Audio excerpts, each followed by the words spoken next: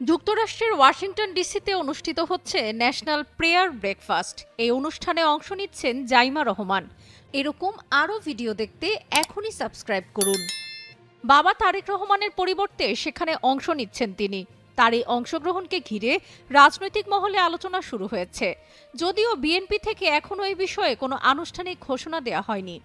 BNP কি ভবিষ্যতের নেতৃত্ব খুঁজছে?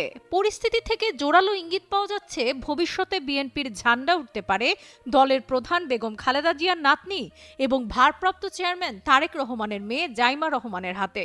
রাজনীতিতে সক্রিয় হচ্ছেন এই ব্যারিস্টার। বিএনপির ৩ শীর্ষ নেতা ভারপ্রাপ্ত চেয়ারম্যান তারেক রহমান, মহাসচিব মির্জা ফখরুল ইসলাম আলমগীর এবং স্থায়ী কমিটির সদস্য আমির খসরু মাহমুদ চৌধুরী ন্যাশনাল প্রেয়ার ব্রেকফাস্টে আমন্ত্রণ পেয়েছেন। তবে তারেক রহমান ব্যক্তিগত কারণে অনুষ্ঠানে অংশ নেবেন না, ফলে তার প্রতিনিধি হিসেবে যাচ্ছেন জাইমা রহমান। দলটির একাধিক সূত্র বিষয়টি নিশ্চিত করেছে। জাইমা রহমানের এই অংশগ্রহণকে অনেকেই তার আনুষ্ঠানিক রাজনীতিতে প্রবেশের ইঙ্গিত হিসেবে দেখছেন। রাজনৈতিক বিশ্লেষকেরা বলছেন, তিনি একটি রাজনৈতিক পরিবারের সন্তান হওয়ায় রাজনীতিতে তার আসার সম্ভাবনা দীর্ঘদিন ধরেই আলোচনা হচ্ছে। আর উপমহাদেশে রাজনীতি মানেই পরিবারতন্ত্র।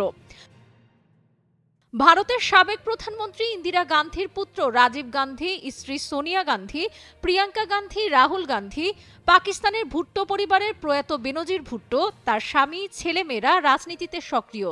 বিশ্বে বহু দেশে দলের হাল ধরেছেন পরিবারের যোগ্য সদস্যরা।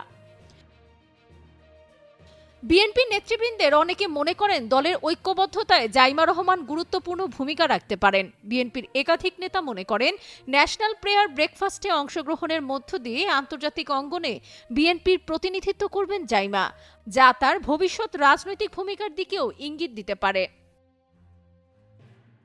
প্রায় ৭.৫ বছর পর দাদি সাবেক প্রধানমন্ত্রী বেগম খালেদা জিয়ার সান্নিধ্যে এসেছেন জাইমা রহমান।